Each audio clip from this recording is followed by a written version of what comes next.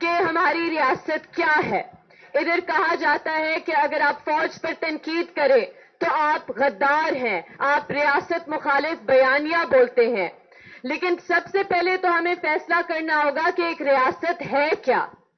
ریاست کیا ایک ڈپارٹمنٹ ہے جس نے اپنے آپ کو 70 سالوں سے ہم پر حاوی کیا ہوا ہے, مسلط کیا ہوا ہے, جو بلوچ اور پشتون وسائل پر قابض ہے, جو ٹارگٹ کلنگ میں ملوث ہے, جبری گمشدگیوں میں ملوث ہے, مارو پھینکو پالیسی میں ملوث ہے.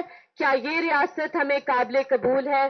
خوف کا ماحول قائم کیا گیا ہے اس ملک میں کہ کوئی بات نہیں کر سکتا, کوئی تنقید نہیں کر سکتا, کوئی سانس نہیں لے سکتا. آج بھی ڈاکٹر مارنگ بلوچ اور تمام بی وائی سی کی قیادت, ان کی لیڈرشپ 4 مہینے سے زیادہ ناحق جیل میں بند ہے.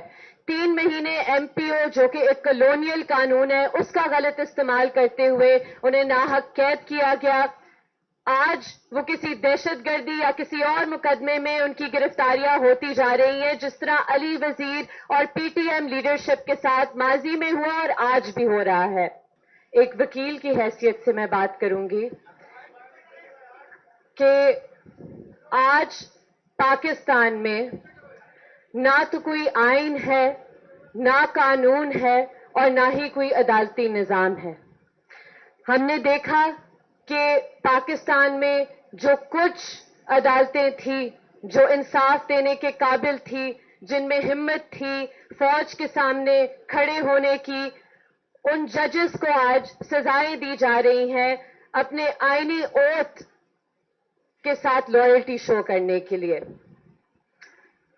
ایک خوف کا ماحول قائم کیا گیا ہے اس ملک میں کہ کوئی بات نہیں کر سکتا, کوئی تنقید نہیں کر سکتا, کوئی سانس نہیں لے سکتا.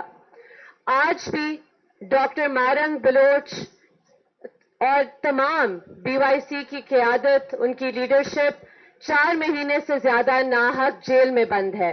3 مہینے ایم پی او جو کہ ایک کالونیل قانون ہے اس کا غلط استعمال کرتے ہوئے انہیں ناحق قید کیا گیا.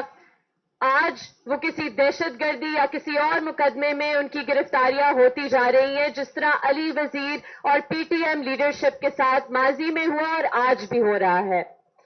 اس لیے یہ بہت خوش آئند بات ہے کہ ادھر میرے ساتھ ڈاکٹر مارنگ بلوچ کی بہن بیٹھی ہوئی ہیں, ادھر پی ٹی ایم کی لیڈرشپ بیٹھی ہوئی ہے, کیونکہ یہ وہ آوازیں ہیں جو پیریفریز, جو ہم کہتے ہیں پیریفریز پاکستان کی, ان کے مسائل مین سٹریم تک لاتے ہیں.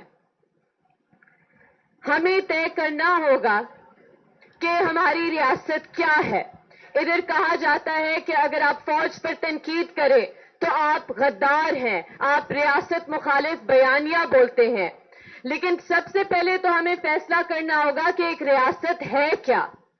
ریاست کیا ایک ڈپارٹمنٹ ہے جس نے اپنے آپ کو 70 سالوں سے ہم پر حاوی کیا ہوا ہے, مسلط کیا ہوا ہے, جو بلوچ اور پشتون وسائل پر قابض ہے, جو ٹارگٹ کلنگ میں ملوث ہے, جبری گمشدگیوں میں ملوث ہے, مارو پھینکو پالیسی میں ملوث ہے. کیا یہ ریاست ہمیں قابل قبول ہے؟ ریاست وہ ہوتی ہے جو عوام کے لیے طاقت ایک ٹرسٹ کے طور پر رکھے, ایک ٹرسٹ کے طور پر ایکسرسائز کرے.